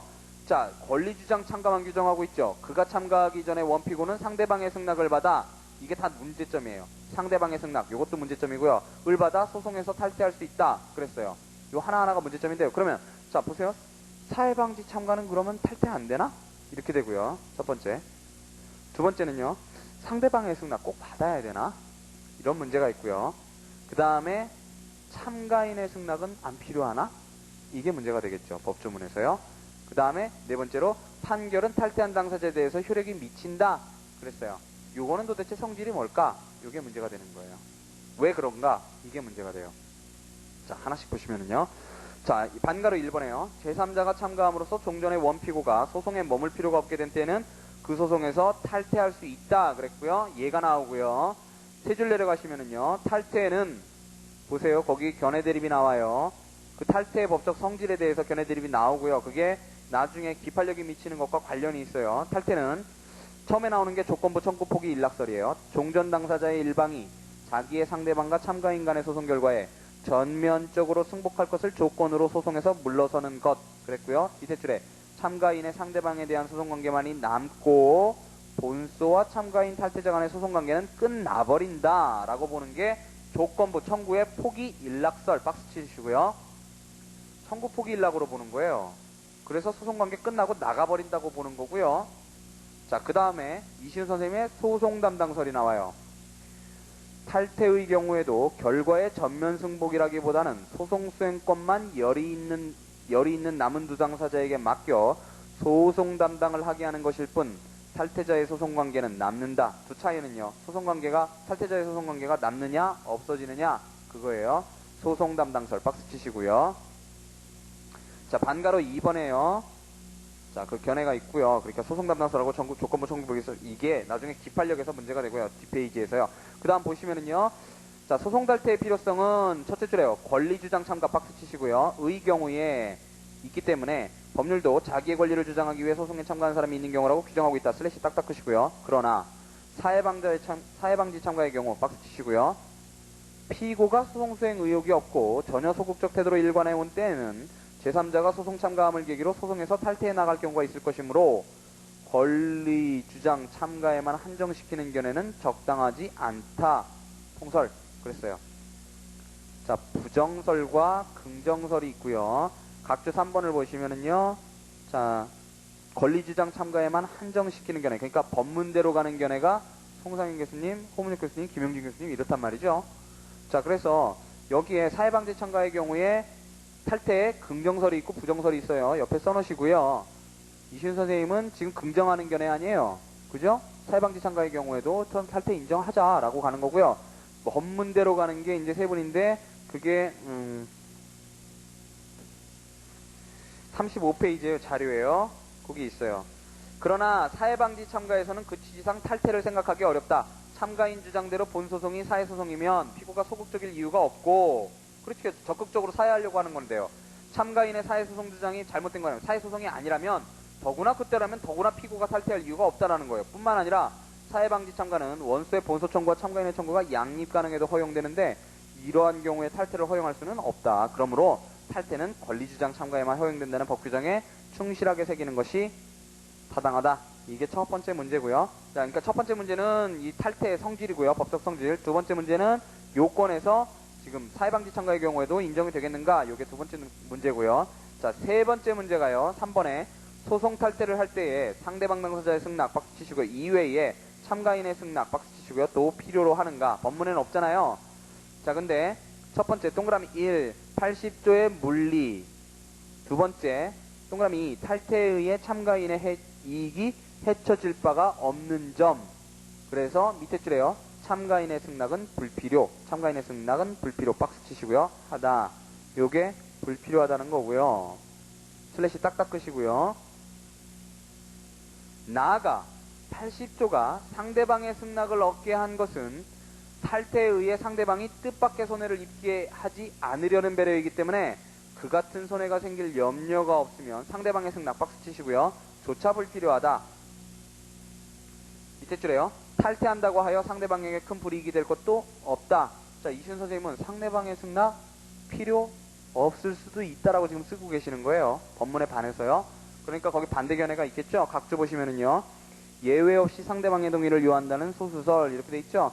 그래서 거기 읽어드릴게요. 그러나 상대방이 승낙하지 않는데 손해를 입을 염려가 없다고 해 법원이 탈퇴를 허용하는 것은 무리이고 승낙 여부의 의사표시를 하지 않을 때는 법원이 성명을 해 그 의사를 밝혀 그에 따라 처리하면 될 것이다. 승낙이 없음에도 탈퇴를 허용하려면 손해발생 염려의 유무를 법원이 별도로 심리해야 하는데 이는 법원과 당사자들에게 필요 없는 부담을 주는 것이다. 상대방의 승낙은 법 규정에 명시되어 있는 것으로 소송법 규정을 그처럼 자의적으로 축소해서 해석하면 안 된다. 이게 용거예요. 그래서 자, 이게 이제 세 번째 문제점이죠. 세 번째 문제점이고요. 법문에서 다 도출돼요. 법문에서요. 그 다음에 네 번째요. 네 번째 논점은요. 판결의 효력은 탈퇴자에게 미친다고 규정되어 있는데 그 효력의 내용이 어떠한 것인가 그랬는데요. 다른 견해 다 무시하시고요. 어쨌든 우리 지금 통설 판례는 그 맨 끝에요. 기판력 및 집행력설, 즉 집행력 포함설. 이게 통설 판례란 말이죠. 거기만 박스를 치시면 되고요. 자, 그런데 자, 집행력이 포함되는데 여기에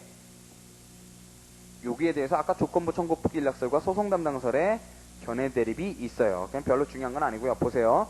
다수설은 원고 탈퇴의 경우는 조건부 청구 포기, 피고 탈퇴의 경우는 조건부 청구 일락 이기 때문에 집행력까지 미친다. 이 근거를 거기서 보는 거고요. 그에 대한 비판은요. 밑에 줄에 유리하게 된 때에는 설명이 궁해진다 그런 거예요. 포기나 일락은 자기한테 다 불리한 거잖아요. 그죠? 근데 나간 사람한테 유리하게 판결이 날 수도 있죠. 남은 사상 두 사람이 다 패소하고 남은 사람만 나간 사람만 승소할 수 있잖아요. 그럼 그거 어떻게 설명할 거냐는 거예요. 그래서 설명이 불가능해진다. 거기까지가 비판이고요. 그 다음에 소송 담당사를 어떻게 설명하냐면 일정의 소송 담당을 시키고 물러선 것이기 때문에 그 소송 담당 관계의 반영으로 집행력도 탈퇴 당사자에게 미치는 것으로 볼 것이다. 그랬고요. 별거 아니죠. 이론적으로 그냥 아이고 왜 어떻게 집행력을 설명할 거냐 그 얘기예요. 그리고요 마지막 문제는요 탈퇴자에게 집행력이 미친다면 무엇이 집행권원이 되느냐 그게 문제고요. 별건 아니에요. 밑에 줄에 탈퇴자에 대해서도 기판력 이외에 집행력이 미치므로 잔존 당사자의 소송에서는 그 판결 주문 박스 치시고요. 탈퇴자에 대한 이행 의무를 선언 박스 치시고요. 주문에서 선언하라는 거예요. 탈퇴자가 이행 의무를요. 탈퇴자의 이행 의무를요. 요하며 밑에 줄에 그 선언이 탈퇴자에 대한 집행 권한 박스 치시고요. 된다 그랬어요. 밑에 각주 3번은 무시를 하시고요.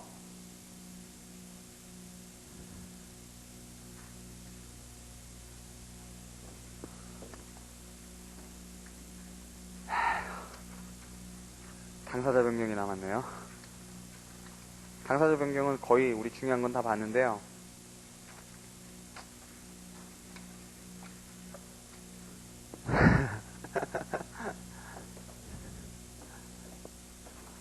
일요일날 1시 40분에 봬요.